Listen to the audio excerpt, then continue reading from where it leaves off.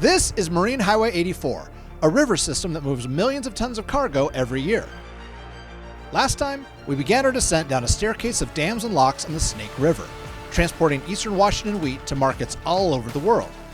We locked through one dam already, but with 6 more ahead of us, the journey downriver is just beginning.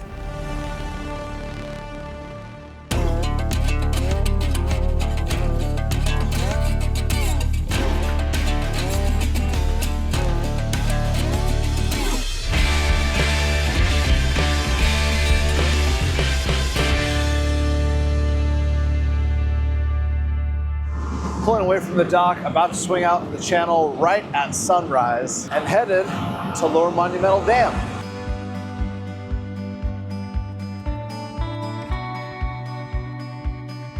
We are parked immediately upstream of Lower Monumental Dam, where we had to pick up our 3rd barge and add it to the tow. But in the time it took to do all that, we now have some traffic on the river. It's kind of hard to see, but there's another shaver tugboat coming upriver, just starting to crest up in the lock chamber. We'll get to wave at them in just a few minutes. Good morning. Good morning, Al. It sure is. It is. We're being passed by a sister vessel, the Cascades. Notice that the Cascades tow is riding pretty high up in the water. That's because they're pushing empties, taking empty barges upriver so they can be reloaded and eventually sent back down again. Meanwhile, we're riding pretty low to the water because our barges are full. So now that they're through, it's our turn to go through Lower Monumental. The truth is, the river system is not the only way to get grain down to the ports. The railroads also play a pretty big role. The trouble is capacity and elasticity. The grain transportation that happens on the river represents the bulk of the baseline of the cargo that goes down it. It's consistent, it's timely, you know it's going to be there. Transporting by train is in some ways more flexible, but it's also more expensive. And so having both forms of transportation actually makes a lot of sense as you're dealing with the elasticity of global markets. But to eliminate one form of transportation and load it all onto the other would be chaos. It would totally mess with the price of the grain, it would make it less reliable, less timely, and make it much harder for Pacific Northwest growers to compete on a global market. Lower Monumental Dam.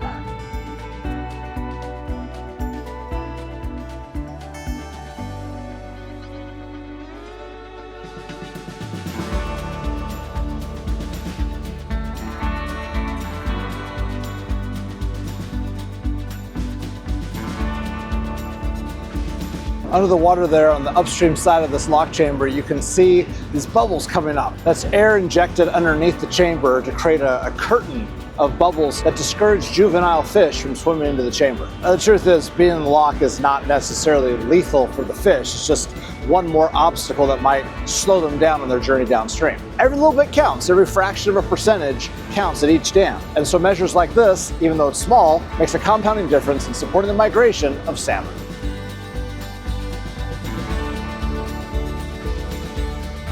All right, now that we're fully in the lock chamber, the deckhands are securing the entire tow to the floats on the sides of the chamber. And as soon as we're secure, they're going to close the upstream gate and then we'll begin our descent. There it is. The upstream gate has been closed and they're going to hit the down button on the elevator any moment. It feels almost imperceptible at first, and then you start dropping fast. And then you slowly get swallowed by this enormous lock chamber. Now, unlike the previous navigation lock at Little Goose, Lower Monumental does not have a set of swinging King Kong doors. Instead, it's just one solid sheet of steel that lifts straight up. There's counterweights in those 2 towers that balance out the weight of the door. I'm a little unclear as to why they picked one design over another. It seems like mechanically there'd be less to go wrong with this design. But hey, they're all kind of cool. All right, we are now slowly exiting the lock chamber. You can see the engines pushing against all that water.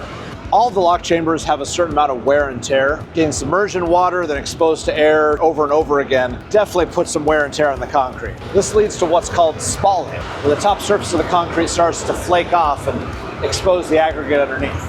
Well, over here on the right-hand wall, it looks like they took some corrective action. Preventative maintenance like that ensures that this lock is going to be fully operational for the foreseeable future. We're about to exit out the front through what has got to be the largest single door I've ever seen in my life.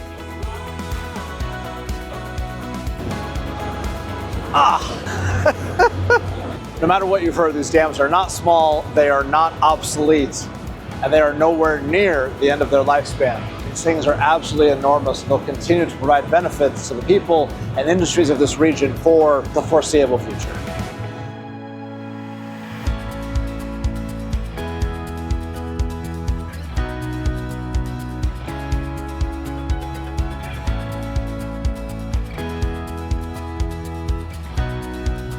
All right, it is Tuesday, day 2, right around noon, and we are approaching Ice Harbor Dam. This is the lowermost of the 4 lower Snake River dams, the ones that people are talking about removing. These dams bring a ton of benefits, especially hydropower and navigation. But one aspect that's overlooked and is particularly applicable to this location here is irrigation. Unlike the dry land agriculture of eastern Washington, this part of central Washington is mostly irrigated fruit trees. Thousands and thousands of irrigated acres that pull their water directly from the Ice Harbor pool. Many of these farms have existing water rights that would be more or less inaccessible if the water was not where it is. And the pumping systems that draw water out of this reservoir and up into those orchards would not work if the river were to go back to being free-flowing. This is a detail that's been completely overlooked by almost all of the feasibility studies when it comes to breaching the dams. Remember, just because the water exists doesn't mean that you can easily access it. And disruptions to the way the river works for these local irrigators wouldn't just be devastating the local economy, but also to this community's contribution to the global food supply.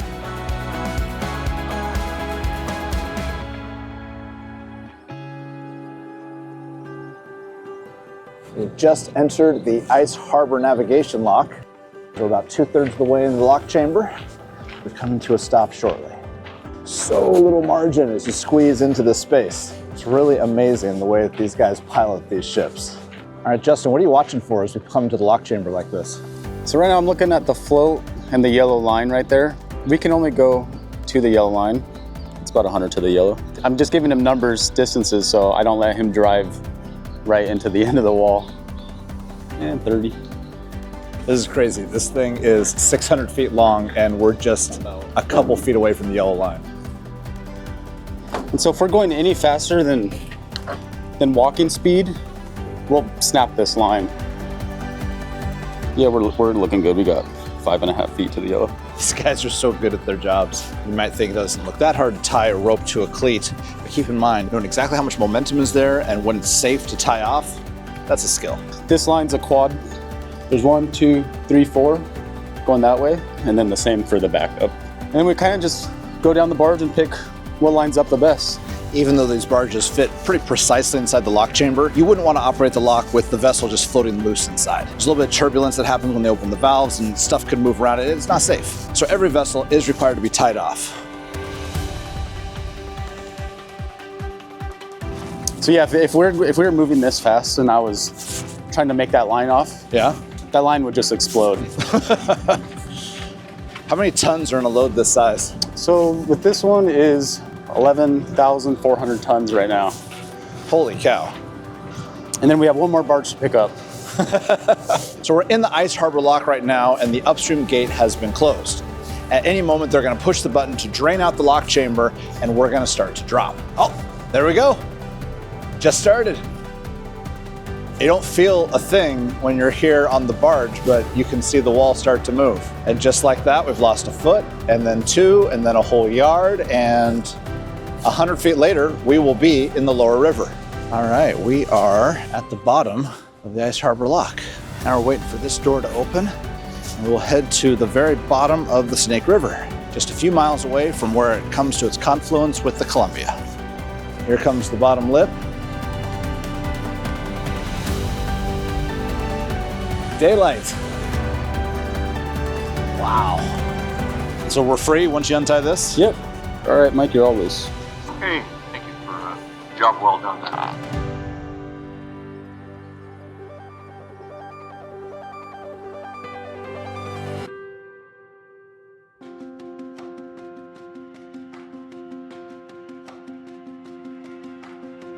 We are coming out of Ice Harbor towards the confluence of the Columbia. Tell me about the cut.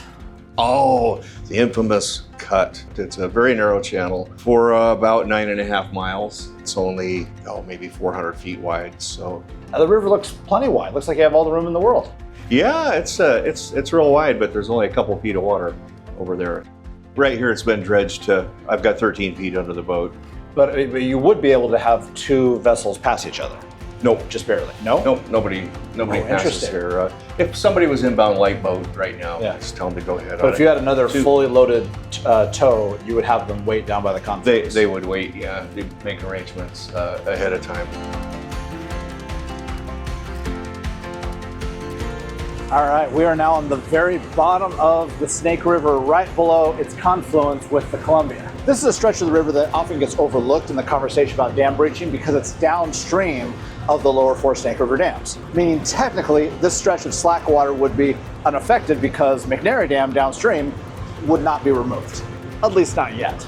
But the truth is, once the lower Snake became free-flowing, everything about the currents would change. The sediment load would change, the direction of the flow would change in many places, which would be a big problem for facilities like this. The Tidewater Company operates a large terminal right here at the Confluence. It's a hub for the distribution of key agriculture inputs like fertilizer and herbicides. Changes to the flow would dramatically jeopardize this terminal's ability to ship things in and out of the area, which would have a negative ripple effect to hundreds of farms within 100 miles of here. This is why it's so important that we look at the entire river highway as one system. If you chop off the upper half of the Snake River, you lessen the economic impact of the entire corridor, which would mean it was just a matter of time before you lose the whole thing. They don't really make bridges like this anymore. I love these through truss cantilever designs. There's just a certain symmetry to them with the outer spans holding up the center span. There's always a proportionality to the layout of these things. So cool. Straight ahead, we have the confluence of the Snake and Columbia rivers. We're almost to the halfway point in our river highway journey.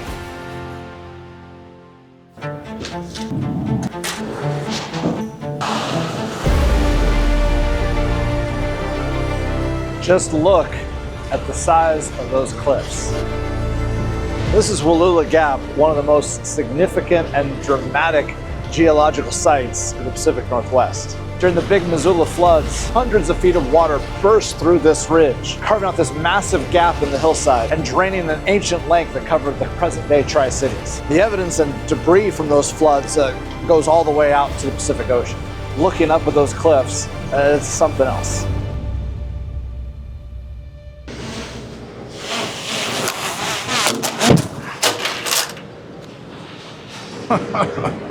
I crashed the drone. I crashed it on the boat, so I got it back. This is probably the best case scenario. Some propeller damage here. This propeller's completely off. The arms appear to be structurally sound, but what I really care about is the footage. Let's see how it turned out. Okay, the footage that I shot appears to work. I wish I had thought that through a little more. Lesson learned. Hopefully this isn't an expensive lesson, although it might be. Let's hope that this is just a simple propeller repair away from being back up in the air. And let's hope we get to use the footage.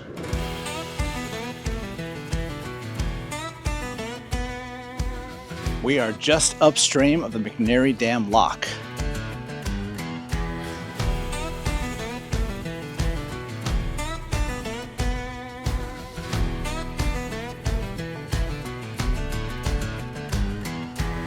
So even on the river, there's paperwork to fill out. Yeah, sometimes. Well, what's written on there? Information about your tow.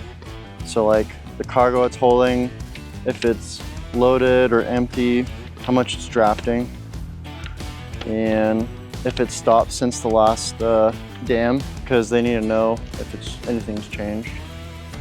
He's waiting for me, the lockmaster. Oh, that is amazing. YouTube. That's amazing. Fishing pole with the binder clip. Special delivery. I'm gonna walk ahead of you. Okay, I'll let you take all the spider webs. 15 more, 12 more. If I don't grab this line, we're going through the gate and we all die.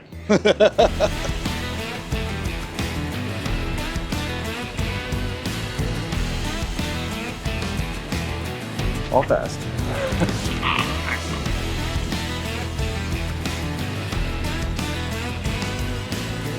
This ladder right here was fully underwater like 5 minutes ago.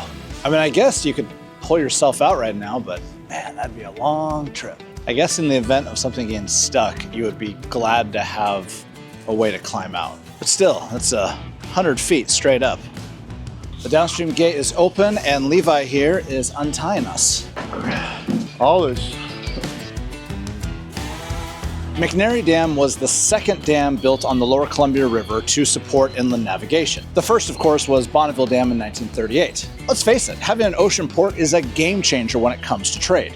And the Rivers and Harbors Act allowed hundreds or even thousands of more communities to take advantage of access to the world oceans. On the East Coast, there are dozens of major harbors and several major inland river systems. In the Midwest, you have the Mississippi system, which goes up through the Missouri, the Ohio rivers, and of course, there's the St. Lawrence Seaway between the United States and Canada. On the West Coast, there's really only two: San Francisco Bay up the Sacramento River and the San Joaquin River to Stockton, and Marine Highway 84, the Columbia Snake River system. Without access to these inland ports, pretty much everything that we make or consume would be more expensive and harder to get.